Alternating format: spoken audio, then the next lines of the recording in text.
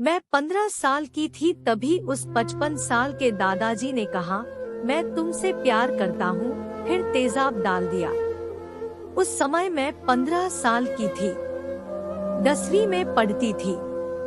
रोजाना 8 किलोमीटर दूर साइकिल से स्कूल जाती थी। स्कूल से छुट्टी करना मेरी आदत नहीं थी।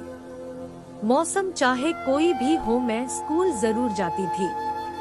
लेकिन फिर ऐसा कुछ हुआ कि स्कूल जाने का मेरा मन नहीं करता था।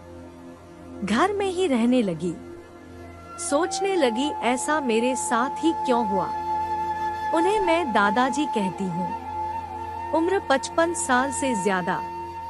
पहले तो वो मेरे पीछा करते थे, पर मैंने कभी सोचा ही नहीं कि वो पीछा क्यों करते हैं। फिर लगा कि शायद ये इत्तेफाक होगा। लेकिन एक दिन अचानक मुझे रोका। जिन्हें मैं दादाजी कहती थी, उनकी बात सुनकर मेरे होश उड़ गए। पहली बार में लगा कि मुझे सुनने में गलती हो गई, पर मैं सही थी। असल में उस दादाजी ने साइकिल से रुकवाकर कहा था, मैं तुमसे प्यार करता हूँ, मैं तुम्हारे साथ रिलेशन बनाना चाहता हूँ। पड़ोस में रहने वाला दादा ने रोका तो पहली बार स्कूल जाने से डरी। ये बात सुनकर मैं दंग रह गई। हैरान थी, परेशान हो गई। मैंने कहा कि आपको मैं दादाजी कहती हूँ, आप कैसी बात कर रहे हैं। वो कहते हैं, सच में मैं तुमसे प्यार करता हूँ। मैंने फिर उनकी बात सुने वहाँ से चली आई, लेकिन वो पीछा करना नहीं छोड़ते थे, घूरते थे। आखिरकार मैं डर गई, परेशान हुई। लेकिन घरवालों को क्या कहती। शुरू में लगा कि कोई मेरी बात पर यकीन कैसे करेगा। मेरी उम्र 15 साल और वो 55 साल से ज्यादा। लेकिन परेशान होकर अपनी पढ़ाई में पहली बार स्कूल जाना छोड़ दिया। घर पर ही रहने लगी, बिल्कुल परेशान।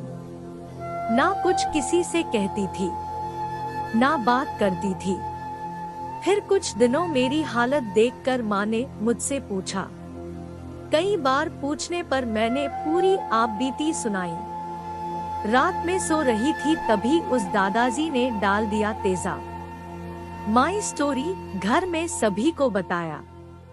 फिर घर वालों ने उस दादाजी को समझाया। गांव के लोगों को भी पता चली ये बात। उन्होंने भी उस बुजुर्ग को टोका। बस यही बात उसे बुरी लग गई। कुछ हफ्ते बीते होंगे।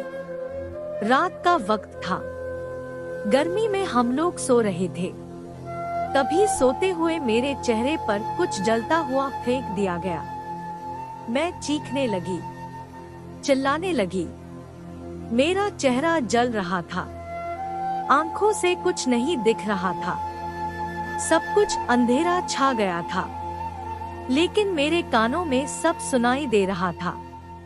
मुझे पता चला कि उसी दादाजी ने मेरे चेहरे पर तेजाब फेंक दिया था। हमारा परिवार उस समय यूपी के बिजनौर के गांव में रहता है। वहाँ पास में कोई अस्पताल नहीं था। घर के लोगों ने पुलिस में शिकायत की, लेकिन इलाज नहीं मिला।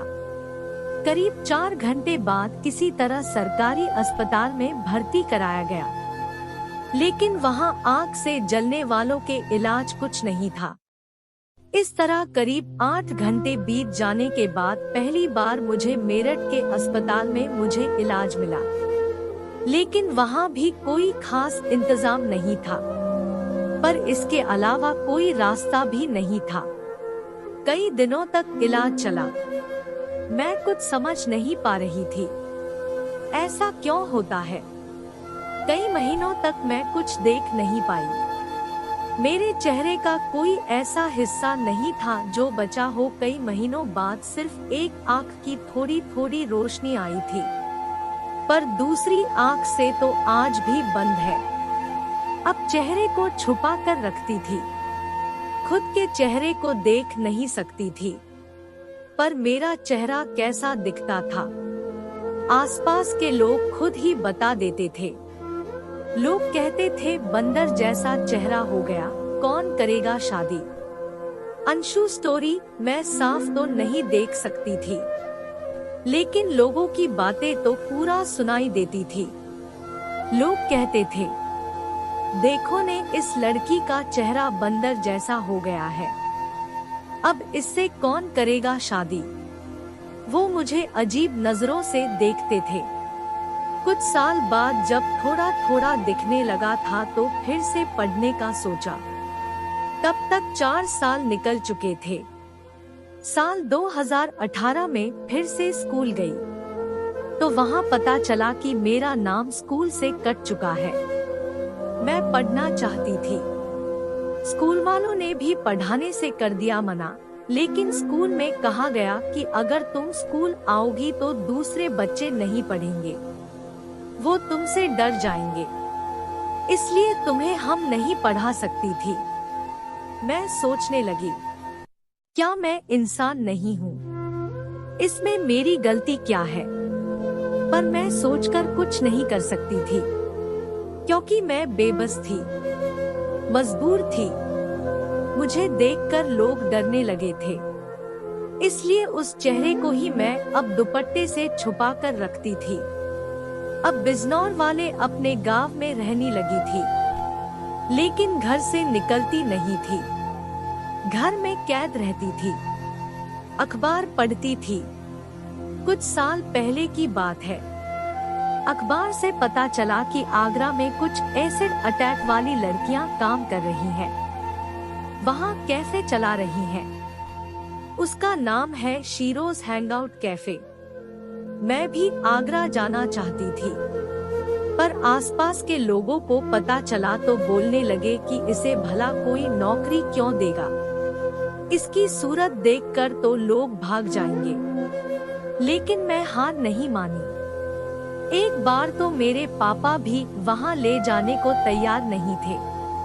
फिर मेरी माँ ने जिद की, वो मेरे साथ आगरा गई। वहाँ मैं अपने चेहरे को छुपाकर कैफे में पहुँची। वहाँ जाने पर जो एसिड सर्वाइवर काम कर रही थी, उन्होंने मुझसे कहा कि चेहरा क्यों छुपाया है? अगर तुम खुद को स्वीकार नहीं कर सकती तो दुनिया तुम्हें कैसे स्वीकार करेगी? फिर उस बात से मुझे हौसला मिला। मैंने तय कर लिया कि मैं अब आगे आऊंगी, मैं काम नहीं करूंगी। फिर छाया फाउंडेशन, जिसने शीरोज कैफे की शुरुआत की थी, उसमें मेरी ट्रेनिंग हुई। फिर मैं काम करने लगी। आज मैं दिल्ली से सटे नोएडा के सेक्टर 21 से स्टेडियम में शीरोज कैफे में काम कर रही हूँ। एसिड अटैक पीड़ित लड़कियों को जागरूक कर रही हूँ।